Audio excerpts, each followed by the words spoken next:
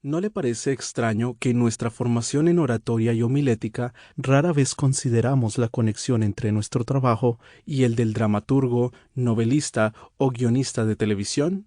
Yo propongo que comencemos a considerar el sermón como una trama homilética, una forma de arte narrativo, una historia sagrada. De hecho, ese es precisamente el tipo de predicación que ahora domina muchos púlpitos evangélicos y de megaiglesias. En algunos casos, el púlpito ha desaparecido por completo, siendo reemplazado por un escenario y una pantalla. Las personas clave en el personal de la iglesia son aquellas cuya tarea principal es dirigir el grupo de teatro o el equipo de filmación.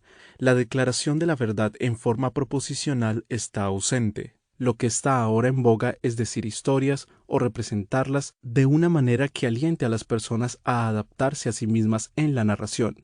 Las historias son supuestamente más acogedoras, más significativas y más gentiles que los hechos rudos o los reclamos de la verdad sin ambigüedades. Este punto de vista sobre la predicación ha ido ganando aceptación por 3 o 4 décadas, junto a otras estrategias pragmáticas de crecimiento de la Iglesia, una tendencia que he criticado en otro lugar. He aquí cómo una editorial religiosa anuncia un influyente libro que trata de la revolución a finales del siglo XX entre la predicación y la filosofía del ministerio. La predicación está en crisis. ¿Por qué? Debido a que el enfoque tradicional y conceptual ya no funciona, no es capaz de captar el interés de los oyentes.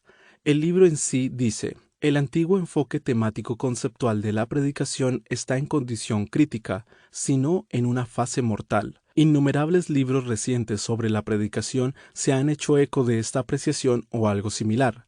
¿Cuál es el remedio? Nos dicen una y otra vez que los predicadores deben verse a sí mismos como narradores, no como maestros de doctrina. He aquí una muestra típica. Contrariamente a lo que algunos nos quieren hacer creer, la historia, no la doctrina, es el ingrediente principal de la Biblia.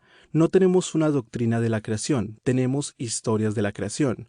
No tenemos un concepto de la resurrección, tenemos maravillosos relatos del domingo de resurrección. Hay relativamente poco, ya sea en el Antiguo como en el Nuevo Testamento, que, de una forma u otra, no descanse en la narrativa o historia. Declaraciones como estas son peligrosamente engañosas.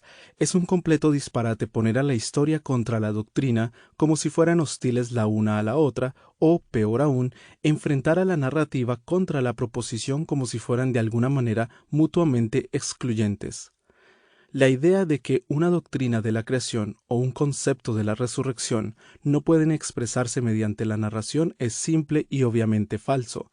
Asimismo, es evidentemente falso afirmar que no tenemos un concepto de la resurrección enseñado en las Escrituras aparte de las narraciones. Vea, por ejemplo, 1 Corintios 15, un capítulo largo dedicado por completo a una sistemática, pedagógica y polémica defensa de la doctrina de la resurrección corporal, repleto de exhortaciones, argumentos, silogismos y abundantes declaraciones proposicionales. Por otra parte, hay una diferencia clara y significativa entre una parábola, una historia hecha por Jesús para ilustrar un precepto, proposición o principio, y la historia, una crónica de los acontecimientos que sucedieron en realidad. La parábola ayuda a explicar una verdad, la historia da un relato real de lo que sucedió.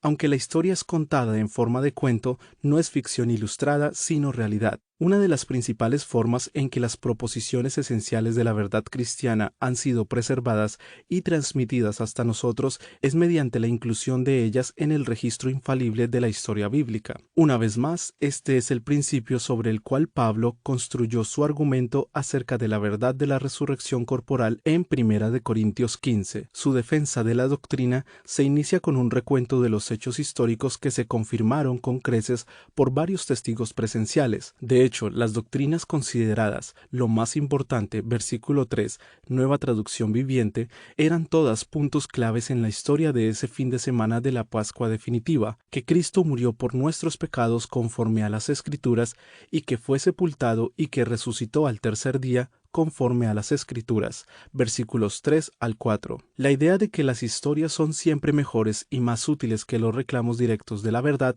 es una patraña posmoderna malograda. Diferenciar las historias de las proposiciones de forma tan tajante y ponerlas unas contra otras como si fuera posible narrar historias sin declaraciones proposicionales es simple prestidigitación retórica.